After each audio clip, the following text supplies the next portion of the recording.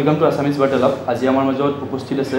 সন্মানীয় গুৱাহাটী লোকসভা সমষ্টিৰ নিৰ্দলীয় প্ৰাৰ্থী তথা উচ্চতম ন্যায়ালয়ৰ জ্যেষ্ঠ অধিবক্তা তথা প্ৰব্ৰজন বিৰোধী মঞ্চৰ আহ্বায়ক উপমন্যু হাজৰিকা স্যাৰ আপোনাক আমাৰ চেনেললৈকে স্বাগতম জনাইছোঁ। ধন্যবাদ।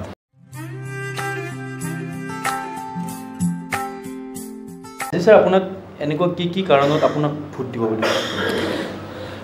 2014 আৰু 2016 নিৰ্বাচন হৈছিলে খিলঞ্জীয়াৰ অস্তিত্বৰ বিষয় লৈ প্ৰতিশ্ৰুতি দি পেলাই সেই প্ৰতিশ্ৰুতি ভংগ হ'ল তাৰ ভংগটো হ'লেই তাৰ উপৰি প্ৰবঞ্চনা হ'ল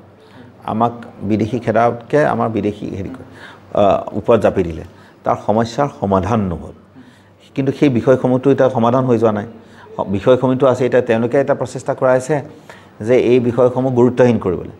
আৰু সেইকাৰণে যিহেতু এই গুৰুত্ব তাত কোনো ৰাজনীতিক দলে দিয়া নাই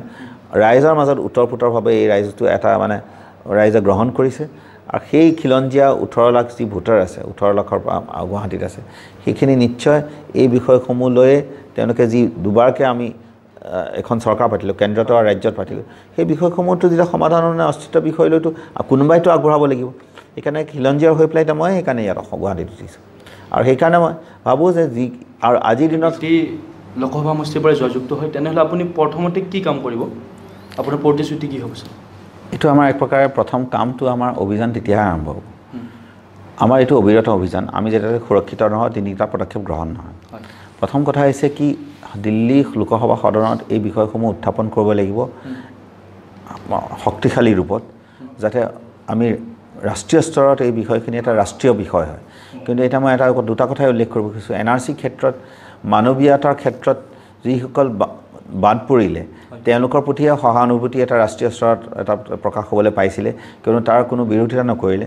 আৰু এইটো কথা কোনো প্ৰকাশ নকৰিলে কেৱল মই গৈ পেলাই এটা চেনেলবিলাকত কৈছিলোঁ আৰু যিমানখিনি মই সংবাদ মাধ্যমত ওলাইছোঁ যে আমাৰ খিলঞ্জীয়াৰ অস্তিত্বৰ সংকটৰ কথা ভুক্তভোগী যিসকলৰ নাম কৰ্তন হৈছে সেইসকল নহয়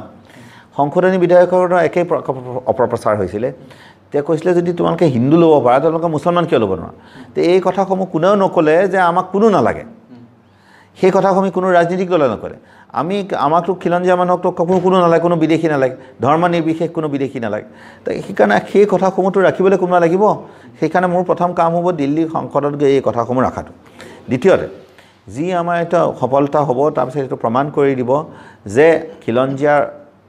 বিষয় লৈ ৰাইজে এনেকুৱা জনমত এটা প্ৰকাশ কৰিছে শক্তিশালী জনমত দিছে তে সকলো আমি ৰাজনীতিক সংস্কৃতি বদলিব লাগিব যেতিয়া নহয় যে কংগ্ৰেছে আহি পেলাই বাংলাদেশী ফালে ভোট হাত মেলিব আৰু আমাক খিলঞ্জীয়া অস্তিত্ব সংকটত দিব আৰু বিজেপিয়ে আমাক ভুৱা প্ৰতিশ্ৰুতি দি পেলাই তেওঁলোকে সেই একে ভোট বেংকৰ ৰাজনীতি কৰিব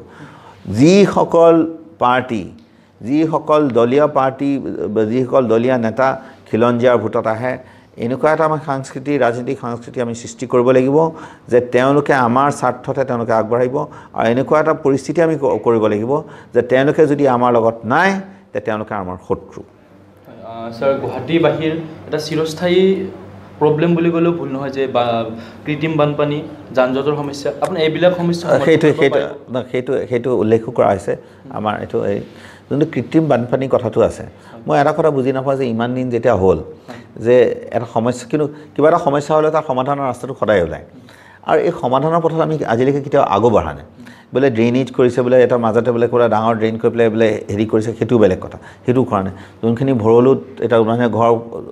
দুৱাৰ সাজি পেলাই হেৰি কৰিছে তো ইয়াৰ ড্ৰেইনেজ ছিষ্টেমটো এফেক্টিভ কৰি পেলাই ইয়াত কিয় নকৰিব নোৱাৰে সেইটো কৃত্ৰিম বানপানীটো মানে আৰু সদায় যে অনিল নগৰ বা এইবিলাক মানে জু ৰোডৰ গোটেই এলেকাবিলাক সদায় পানীৰ তলত কিয় যাব লাগে তাৰতো এইটো কোনো মানে নাই যে সেই কৃত্ৰিম বানপানীটো সদায় এটা পৰিস্থিতি এটা অনবৰতে কিন্তু গুৱাহাটী পানীৰ মানে এটা অদ্ভুত এটা গুৱাহাটীৰ কথা সমস্যা হৈছে যে আমাৰ পানী থাকিও পানী নাই প্ৰচুৰ পানী আছে বানপানী সময়তে আহে ব্ৰহ্মপুত্ৰৰ ওচৰ প্ৰচাৰ কিন্তু খোৱা পানী নাই প্ৰায়ভাগ মানুহে গুৱাহাটীত বা পানী কিনে যদি বৰিং কৰে পানী টিউবৱেলে সেইখিনি নাপায়গৈ কিন্তু এটা বহুত ঘৰ চৰ সাজি মেলি পানীত যোনখিনি জলাশয় আছে ভূগৰ্ভত বা মাটিৰ তলত সেই জলাশয়খিনি বহুত লেভেলটো নামি গৈ আছে তা আমি সেইখিনি এটা বহুত সহজ উপায়েৰে এজন MP হিচাপে মই যোনটো কৰিব পাৰোঁ নিশ্চয় মই ভাবোঁ যে আমি অলপ প্ৰচাৰ কৰিব লাগে যে এইটো ৰেইন ৱাটাৰ হাৰ্ভেষ্টিং বুলি কয় যেতিয়া ৰেইন ৱাটাৰ মানে বৰষুণৰ পানীখিনি আমি যদি বৈজ্ঞানিক প্ৰক্ৰিয়াৰে হয়তো সহজভাৱে কৰিব পাৰে আমি যদি তলৰ ভূগৰ্ভৰ জলাশয়খিনি আমি উজ্জীৱিত কৰিব পাৰোঁ তাৰ লেভেলখিনি বঢ়াই দিওঁ যোনটো এটা ঠাণ্ডাকালি যোনখিনি পানী কুঁৱাবিলাক শুকাই যায় বা টিউবৱেলত আমি পানী নাপাওঁ সেইটো সমস্যাটো নহ'ব এতিয়া ঠাণ্ডাকালিটো সকলোৱে পানী কিনে গৰমকালি থাকে এইটো সেই ৰেইন ৱাটাৰ হাৰ্ভেষ্টিং কৰিয়ে বহুত ঠাইত তেনেকুৱা লেভেলটো বঢ়াই দিছে আৰু ওচৰত যেতিয়া ব্ৰহ্মপুত্ৰখন আছে নিশ্চয় আমি কোনোবা পানী ট্ৰিটমেণ্টৰ প্লান কৰি পেলাই আমি ৰাইজক ভাল শুদ্ধ পানী দিব পাৰোঁ আৰু স্যাৰ যান জঁটৰ সমস্যাটোৰ বিষয়ে কেনেকৈ যান জঁটৰ সমস্যা ছাৰ এইবিলাক চব ষ্টাডি কৰিব লাগে ইয়াত এতিয়া কি হৈছে সদায় যেতিয়া ইমান যেতিয়া এটা ট্ৰাফিক জাম হয় বা হেৰি হয় যান বাহনৰ তা আমাৰ অতিৰিক্ত পথ আমাৰ উলিয়াব লাগে এতিয়া আমাৰ সেই ক্ষেত্ৰত কোনো পৰিকল্পনা যদিও কৰা হয় কিন্তু সদায় কিবা আদৰ্শনীয় হৈ থাকে এটা যদি গুৱাহাটী যোনখিনি বাহিৰত নতুন বসতি আছে সেইখিনি যদি মিৰ্জাৰ ফালে কওক আজাৰা ফালে কওক বা চন্দ্ৰপুৰৰ ফালে কওক যোনফালে আছে কোনাৰপৰা সেইবিলাক যদি ভালকৈ এটা ডেভেলপ কৰি পেলাই কৰি দিয়ে সেইটো কাৰণে এটা কৰিব পৰা যায় আৰু এইখিনি বিষয়সমূহ যদি আমি অলপ ইয়াৰ লগত ফাণ্ডো আছে মানে চেণ্ট্ৰেলি ফাণ্ড থাকে স্কিমো থাকে আমি এইবিলাক ষ্টাডি কৰাই পেলাই নিশ্চয় আমি এটা মানে সমাধানৰ পথত যাব পাৰোঁ কিন্তু ইমান দিনে কৃত্ৰিম বাণিজ্য সৰুৰ পৰাই আমি দেখি আছোঁ এতিয়া মই যদি জুন মাহত মই যদি জোৰদৰ কাৰোবাৰ ঘৰলৈ যাওঁ বানপানী বৰষুণ অলপ ধাৰাসাৰে মই লগে লগে পলাওঁ কিন্তু নহ'লেতো ৰাস্তাবিলাকতো পানী লগে লগে আহি যাব এঘণ্টাৰ ভিতৰত আধা ঘণ্টাৰ ভিতৰত সেইকাৰণে এনেকুৱা এটা পৰিস্থিতি যে অবিৰত গতিত 30 বছৰে হৈয়ে থাকিব পাৰে আৰু সমস্যাটো বাঢ়ি গৈয়ে থাকিব পাৰে এইটো মই ভাবোঁ অলপ মিছমেনেজমেণ্ট টাইপ হয় আৰু ইয়াত মিছমেনেজমেণ্টটো ইয়াত যদি আমি অলপ ভাবি চিন্তি ইয়াত হেৰি কৰোঁ পৰিকল্পনা কৰোঁ ড্ৰেইনেজ ছিষ্টেমে হওক বা পানীখিনি যোনখিনি আহে এটা ষ্টৰ্ম ৱাটাৰ বুলি কয় যোনটো হেৰিয়া ষ্টৰ্ম ৱাটাৰ ড্ৰেইনেজ এইটো কৰিব নোৱাৰাটো কোনো মানে নাই আৰু ইয়াত যেতিয়া যদি ৰাইজৰ সঁহাৰি লৈ পেলাই যদি আগবঢ়া যায় তেতিয়া খৰচতো কম হৈ যায় কিন্তু বহুতখিনি মানুহে এতিয়া নিজৰ ঘৰৰ আগততো বানপানী হোৱাটো নিবিচাৰে যদি চৰকাৰে বা কোনোবা এটা মানে সমূহীয়াভাৱে এটা ৰাইজৰ অভিযান চলে যে আপোনালোকে নিজৰ ঘৰৰ আগত ড্ৰেইনখিনি আপোনালোকে চম্ভালি দিলে বা এইখিনি কি কৰিব পাৰে এই ৰাস্তাখিনি নিশ্চয় মই ভাবোঁ ৰাইজৰ সহযোগিতা কৰি পেলাই এইটো কৰিব পাৰে তাততো মানে আপুনি ভাবে যে আপুনি যদি জয়যুক্ত হয় তেন্তে এই সমস্যা এইবিলাক কৰে ৰাজ্য চৰকাৰে মই এটা কথা কওঁ কিন্তু মোৰ মেইন কাম হৈছে আজি এজন সংসদ হোৱাৰ ওপৰত যে সংসদত এই বিষয়সমূহ উত্থাপন কৰা সেই সংসদ আমাৰ সেইটো এটা অটাইতকৈ গুৰুত্বপূৰ্ণ কৰে কিন্তু যোনখিনি আমাৰ জ্বলন্ত সমস্যা আছে গুৱাহাটী আৰু এটা সমস্যা আছে আমাৰ বাহিৰৰ পৰা ল'ৰা ছোৱালীবিলাকে চাকৰি 8,000 পৰা 12,000 টকা পায় সেইকাৰণে ইয়াত থকা মেলা খৰচতে তেওঁলোকে যেতিয়া হ'ব নোৱাৰে তেওঁলোকে ঘৰলৈ গুচি যায়গৈ তা আমি ইয়াত এনেকুৱা ধৰণৰ স্কিল এটা ডেভেলপ সেইখিনিবিলাক কাম কৰোঁ বা স্কিল ডেভেলপমেণ্ট কৰিব পাৰোঁ এতিয়া আমাৰ ছয়গাঁও পলাশবাৰীৰ ফালে কিমানখিনি এতিয়া ইণ্ডাষ্ট্ৰি আহিছে আমিন গাঁৱৰ ফালে আহিছে কিন্তু তাত আমাৰ নিবনুৱা আমাৰ ল'ৰা ছোৱালী কিমানে তাত চাকৰি পাইছে আমি সেইটোও চাব লাগিব তাত মই এতিয়া পলাশবাৰীলৈ গৈছোঁ ছয়গাঁৱলৈ গৈছোঁ হাজোলৈ গৈছোঁ চাংচাৰীলৈ গৈছোঁ আমাৰ যিখিনি ইণ্ডাষ্ট্ৰি আহিছে বা নতুনকৈ ইণ্ডাষ্ট্ৰি আহিছে তাততো কোনো ধৰণৰ আমাৰ ল'ৰা ছোৱালীয়ে নতুন ধৰণৰতো পোৱাই নাই তাত আচলতে এটা প্লেনিং কৰিব লাগিছিল যে প্ৰশিক্ষণ দি পেলাই যেতিয়া 3 বছৰ কিয়নো লাইচেঞ্চ এখন লোৱাৰ পৰা এলটমেণ্ট দিয়াৰ পৰা এটা ইণ্ডাষ্ট্ৰি উৎপাদন কৰালৈকে কোনো এটা ধৰা 2-3 বছৰ লাগি যায় তো সেই 2-3 বছৰতো আৰামত কাৰোবাৰ প্ৰশিক্ষণ দি পেলাই দিব পাৰোঁ এতিয়া কোনোবা এজন তেওঁলোকে বাহিৰৰ পৰা মানুহ আহিব যাক ধৰক 30 বা 35,000 টকা দৰমহা দিব যদি লোকেল ল'ৰা এজন পাই যায় 20,000 টকা দিয়া হাজোত থাকি যদি ঘৰত থাকি ল'ৰা এজনে চাংচাৰীত বা চাংচাৰীৰ ল'ৰা এজনে 20,000 টকা বা ঘৰ এটা ভাড়া য'ত তেওঁলোকে এনেই গুৱাহাটীত থাকিলে 8,000 বা 10,000 টকা দৰমহা হ'ব তো নিশ্চয় এনেকুৱা সমস্যাবিলাকৰ সমাধান কৰিবলৈ চাবি এইবিলাক ষ্টাডি কৰি পেলাই আমি নিশ্চয় এইটো হেৰি কৰিব পাৰোঁ যে এইখিনি ইছ্যু আমি এই বিষয়সমূহখিনি আমি সমাধানৰ ৰাস্তাটো এতিয়া যোনটো মই অভিযান চলাই আছোঁ আমি সমাধানৰ পথটো দেখুৱাই আছোঁ কৰিব লাগিব চৰকাৰসমূহে কিন্তু আমি যদি সমাধানৰ পথটো দেখুৱাই আছোঁ জনমত যেতিয়া সৃষ্টি হয় তো চৰকাৰৰ বাধ্য হ'ব কৰিবলৈ যোৱা কেন্দ্ৰত বিজেপি 5 বছৰ আৰু আমাৰ ৰাজ্যত প্ৰায় 3 বছৰ যি কাম কৰিলে ইয়াত লৈ আপুনি সন্তুষ্ট নে চাওক মই এটা কথা কওঁ আৰ্থিকভাৱে যি কৰক নকৰক কেন্দ্ৰীয় চৰকাৰে ৰাজ্য চৰকাৰে যি আৰ্থিকভাৱে কৰক নকৰক কিন্তু আজিকালি সকলো চৰকাৰৰ প্ৰচুৰ টকা পইচা থাকে তেওঁলোকে প্ৰচাৰ কৰি তেওঁলোকে বহুতকৈ উন্নয়নমূলক আঁচনি লৈছে কিন্তু আমাৰ এটা জ্বলন্ত সমস্যা আছে আমাৰ এতিয়া সেই উন্নতি কৰি পেলাই ইয়াত কোন লাভত থাকিব